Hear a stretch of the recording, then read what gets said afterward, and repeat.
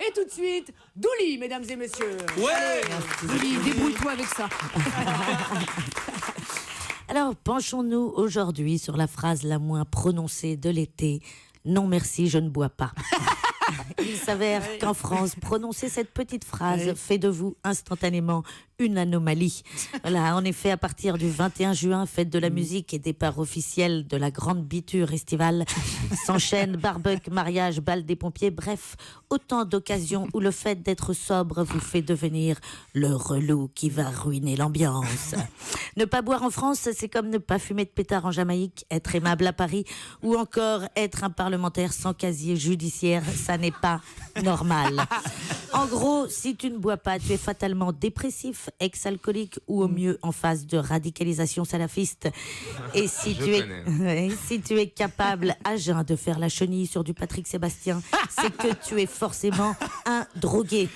Dans tous les cas, pas cool, on n'aurait pas dû t'inviter. Alors je voudrais donc aujourd'hui défendre le droit à la sobriété dans une société qui, je vous le rappelle, planche activement sur l'invention de l'alcool en poudre et qui vient quand même de mettre sur le marché des Mr Freeze à la vodka. Alors oui, je sais ce que tu penses, Willy, avec ma voix d'Olivier de Kersauzon au réveil.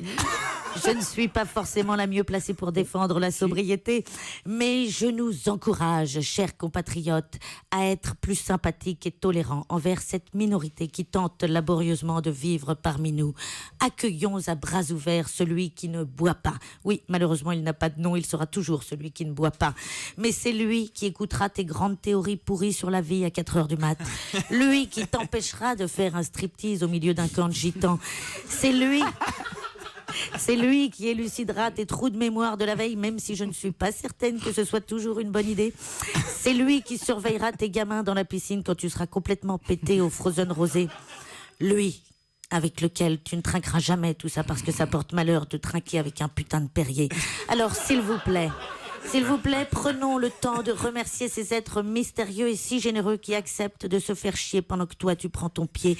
Et n'oublions jamais que sans cet ami sobre et néanmoins heureux, nous aurions déjà certainement tous perdu tout ce qu'il nous reste de dignité. Bon été à tous. Merci Douli, merci infiniment pour cette chronique, mais tout en sobriété. Allez cuver dans la cave, on vous récupère tout à l'heure. Allez.